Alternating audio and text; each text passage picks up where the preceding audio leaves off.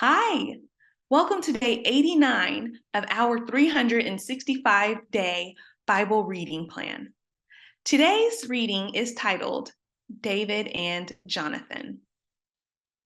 We will be reading 1 Samuel chapter 20, verses 1 through 42 in the New Living Translation. David now fled from Naioth in Ramah and found Jonathan. "What have I done?" he exclaimed. "What is my crime? How have I offended your father that he is so determined to kill me?" "That's not true," Jonathan protested. "You're not going to die. He always tells me everything he is going to do, even the little things.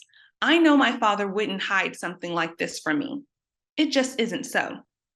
Then David took an oath before Jonathan and said, "Your father knows perfectly well about our friendship. So he has said to himself, 'I won't tell Jonathan. Why should I hurt him?' But I swear to you that I am only a step away from death. I swear it by the Lord and by your own soul." "Tell me what I can do to help you," Jonathan exclaimed. David replied, "Tomorrow we celebrate the new moon festival. I've always eaten with the king on this occasion. But tomorrow I'll hide in the field and stay there until the evening of the third day. If your father asks where I am, tell him I asked permission to go home to Bethlehem for an annual family sacrifice. If he says fine, you will know all is well. But if he is angry and loses his temper, you will know he is determined to kill me. Show me this loyalty as my sworn friend, for we made a solemn pact before the Lord. Or kill me yourself if I have sinned against your father. But please don't betray me to him." "Never," Jonathan exclaimed. "You know that if I had the slightest notion my father was planning to kill you, I would tell you at once." Then David asked, "How will I know whether or not your father is angry?" "Come out to the field with me," Jonathan replied, and they went out there together. Then Jonathan told David, "I promise by the Lord, the God of Israel, that by this time tomorrow or the next day at the latest, I will talk to my father and let you know at once how he feels about you. If he speaks favorably about you, I will let you know. But if he is angry and wants you killed, may the Lord strike me and even kill me if I don't warn you so you can escape and live. May the Lord be with you as he used to be with my father, and may you treat me with the faithful love of the Lord as long as I live. But if I die, treat my family with his faithful love, even when the Lord destroys all your enemies from the face of this earth." So Jonathan made a solemn pact with David, saying, "May the Lord destroy all your enemies." And Jonathan made David reaffirm his vow of friendship again, for Jonathan loved David as he loved himself. Then Jonathan said, "Tomorrow we celebrate the new moon festival. You will be missed when your place at the table is empty. The day after tomorrow, toward evening, go to the place where you hid before and wait there by the stone pile. I will come out and shoot 3 arrows to the side of the stone pile, as though I were shooting at a target. Then I will send a boy to bring the arrows back. If you hear me tell him, 'They're on this side,' then you will know, as surely as the Lord lives, that all is well and there is no trouble.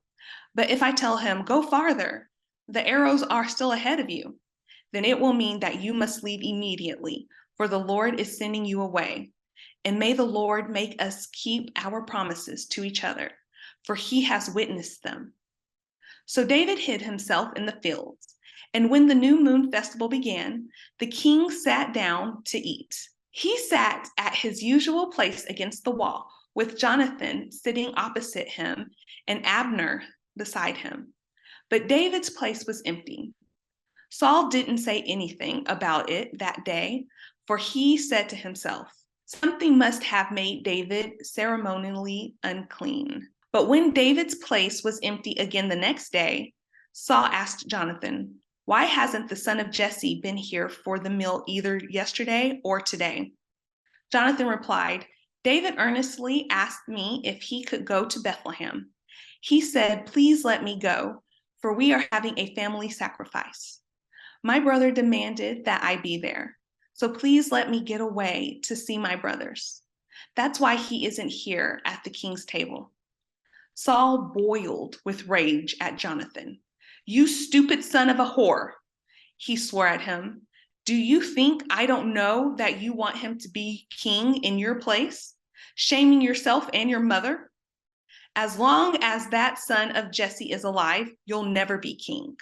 Now go and get him so I can kill him. But why should he be put to death? Jonathan asked his father. What has he done? Then Saul hurled his spear at Jonathan, intending to kill him. So at last, Jonathan realized that his father was really determined to kill David.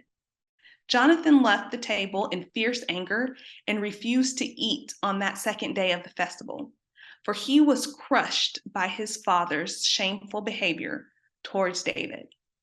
The next morning, as agreed, Jonathan went out into the field and took a young boy with him to gather his arrows. Start running, he told the boy, so you can find the arrows as I shoot them. So the boy ran, and Jonathan shot an arrow beyond him.